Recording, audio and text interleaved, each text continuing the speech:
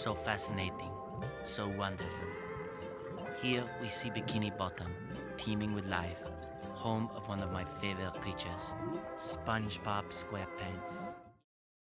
Hey friends! So, if everything goes according to plan, this video should be going live on Sunday, August 18th.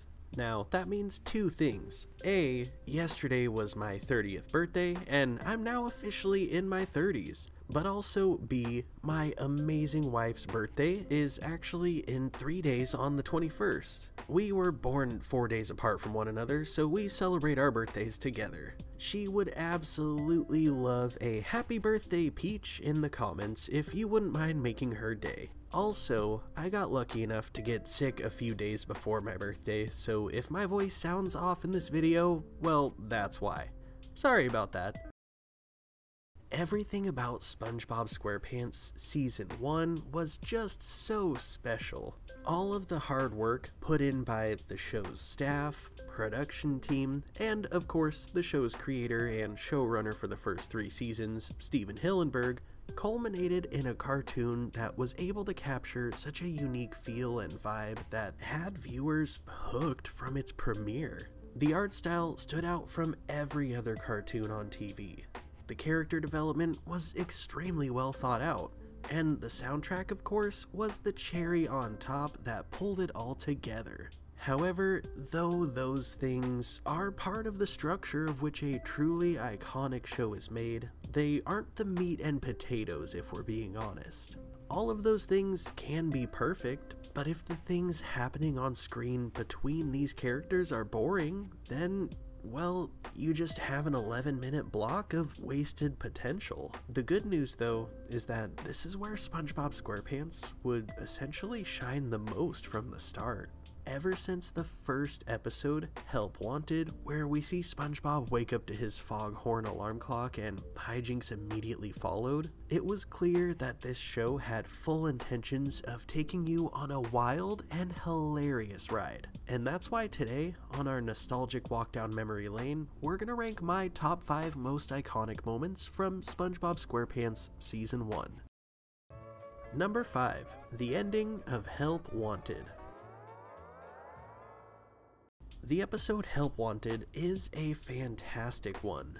This one would be the episode where we see SpongeBob prove himself worthy of getting hired at the Krusty Krab, much to Squidward's dismay.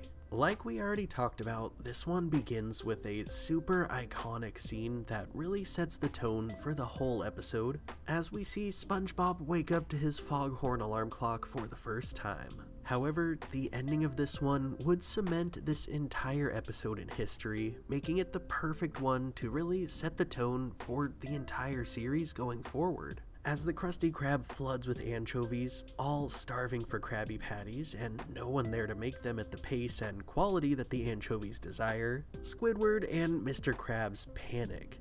That is, until SpongeBob arrives with the hydrodynamic spatula that Mr. Krabs jokingly sent him to get.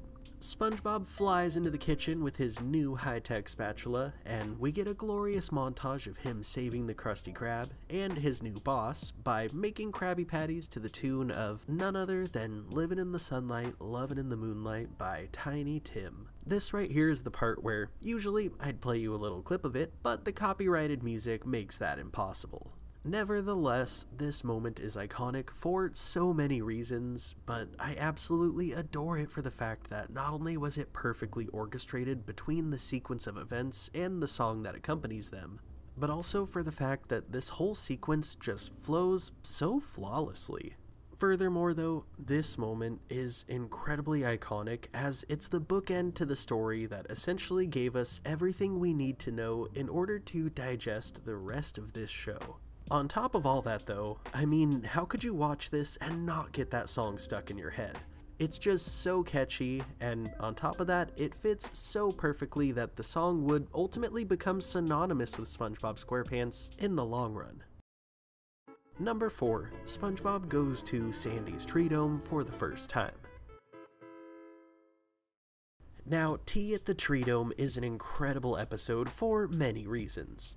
On top of that though, it's just as iconic as it is incredible in my opinion. This episode would see SpongeBob out jellyfishing when he comes across a mysterious creature that he's seen in a book before. He learns that this creature is a land squirrel who goes by the name of Sandy Cheeks. The two make fast friends, bonding over their love for karate, and before you know it, she invites SpongeBob to her house. Unfortunately though, SpongeBob ends up confused about the concept of air, and him lying to Sandy about it ultimately leads to him being stuck inside of her underwater tree dome, while he basically shrivels up and dries to a crisp.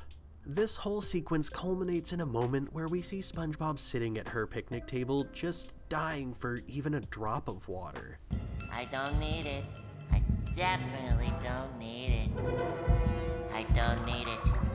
I need it! So this moment right here is one that I've never been able to forget, even since the first time that I saw it. I mean, by definition, that has to make it one of the most iconic moments. It's one of those scenes that just has a really captivating way of sticking with the viewer. Between the tense vibe that they build as they portray his desperation and the overall hilarity of him finally breaking and yelling that he needs it, it's just overall such an incredibly memorable moment. On top of that though, I think this might be one of the first SpongeBob quotes I remember referencing outside of the show's context. I mean, us millennials could essentially communicate with one another solely through SpongeBob quotes, and with that being said, this might be the moment that birthed that in all of us. On top of that though, the fact that this moment occurs in the episode where SpongeBob and Sandy first meet adds an extra layer to it all. This is essentially one of the most iconic moments of one of the most iconic episodes, and that certainly qualifies it to be on this list. Number 3. The Party in Scaredy Pants. Now, I'm not gonna lie, I struggled with this one just a bit. First of all, to me, Scaredy Pants is an incredible episode from start to finish. I personally hold this one in very high regard. However, I also acknowledge the fact that this might not be the case for everyone. If you aren't a fan of spooky things, then you might just hate this episode in particular. But the thing is, this right here was the very first SpongeBob SquarePants holiday episode. For me personally, I'm a sucker for that kind of stuff. Give me a Christmas special, a Hanukkah special, a Kwanzaa special. I love all of the holiday episodes. However, there's just something about Halloween episodes that draw me in even more than any other holiday episode. The fact that for SpongeBob's first ever holiday episode, they opted for Halloween just really says a lot about the show in my opinion. I feel like many shows reach for the low-hanging fruit of a Christmas special long before they even think about Halloween. However, SpongeBob did quite the opposite. I mean, they even made a Valentine's Day and an Opposite Day episode before they made a Christmas special. Now, originally, the moment I was going to cite was the ending, where it's revealed what's underneath SpongeBob's sorry excuse for a Flying Dutchman costume. However, as iconic and hilarious as that moment was, it doesn't hold a candle to the party that we see in this episode.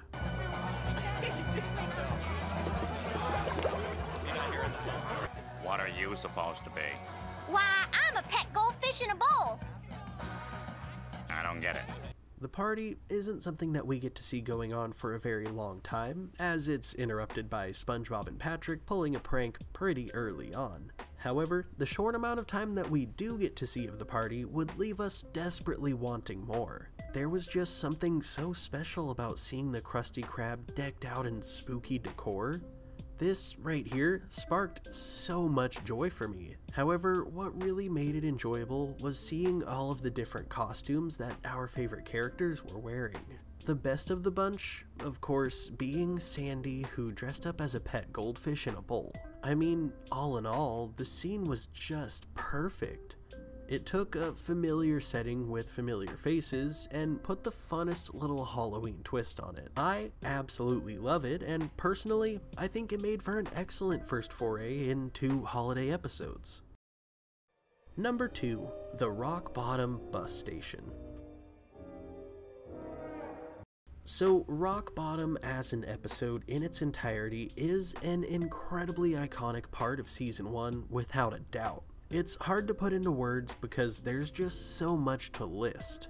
I mean, this episode comes swinging right out the gate with showing us Glove World. Then there's the whole bus going down the 90-degree trench, or of course the whole scene with the bathrooms, or SpongeBob trying to get the candy bar from the vending machine.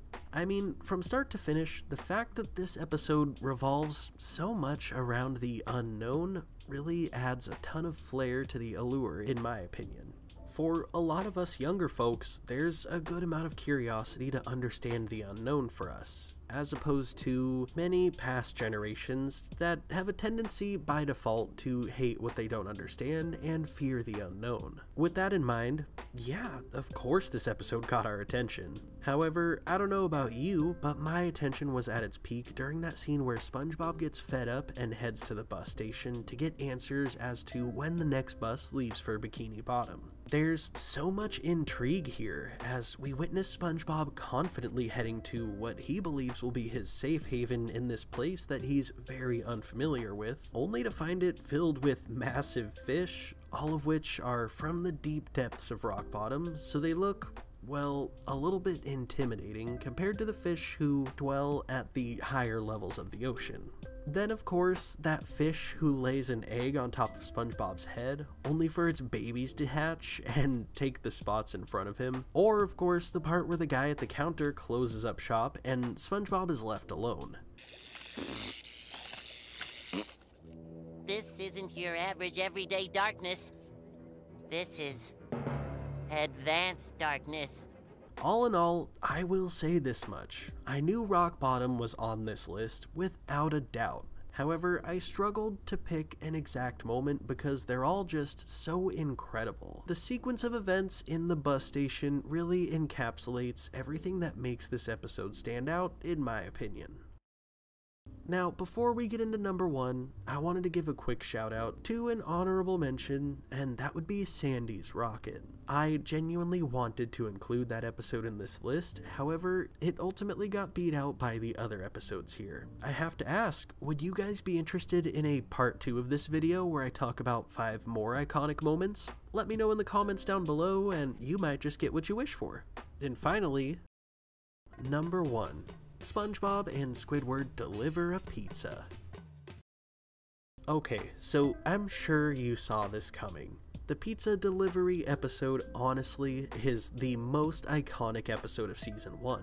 It's crazy to look back at such an incredible season filled with so many memorable moments and be able to easily say, yep, this is the one. But it is what it is. This episode really is the one. This is the single episode that when you bring up Season 1 of SpongeBob, even someone as extremely out of the loop as you can possibly get will likely know what you're talking about. This whole episode is amazing from start to finish. It's a simple one, really.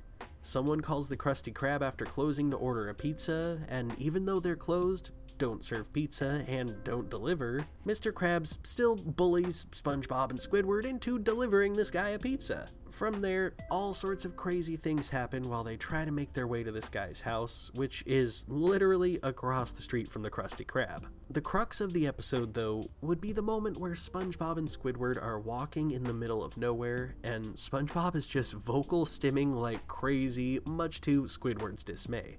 Pizza, pizza,